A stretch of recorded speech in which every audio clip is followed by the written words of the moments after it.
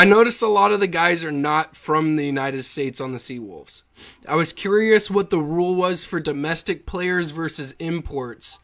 Is there a set number in which you have X amount of exports or Yeah, so domestic players?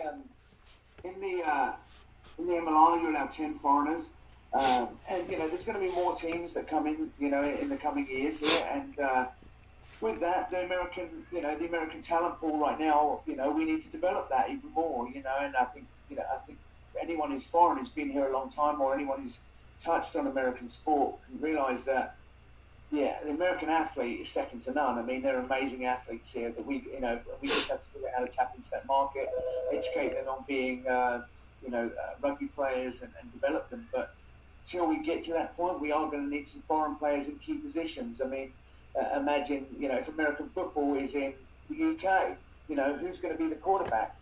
Probably be an American, Yeah. you know, because he's the guy who can help lead the plays and stuff like that. I don't know if that's true or not, but I know that's our experience here. Is there are some key positions that normally filled in with foreign players who played at that level, who have that experience, and those other players that are around them that are very talented but lack the experience, really can learn off of them. And certainly this week we have an All Black in town, and talking to some of the if they want to come towards the end of their career and play here, and really what we're looking at is not for that person himself to what he can bring to the team, what can he bring for the guys around him, and help to them to develop and stuff like that. Because, in my personal opinion, if we are looking for more than 30 or 40% of our players overseas in 4 or 5 years' time, then we haven't achieved our goal. We failed.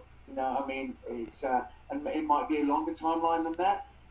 In Seattle, I think that's realistic. We've got some very talented players up here, but and for other areas it might be longer, but I think that has to be the goal.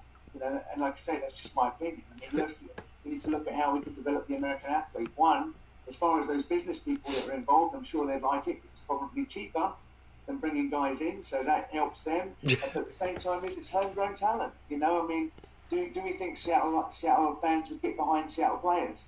100%. And in fairness to our foreign players that are here now, they've bought in, they love Seattle. They really love the culture here. So, I can see a lot of those guys actually staying here beyond their rugby career, but ultimately they're the type of players that we want engaging in our community and helping develop young rugby players at Saracens, at local clubs like Valley and Chucking Up that we're partnered with, or youth programs. And I think although there's a lot of foreigners now, our goal should be not to have a lot of foreigners.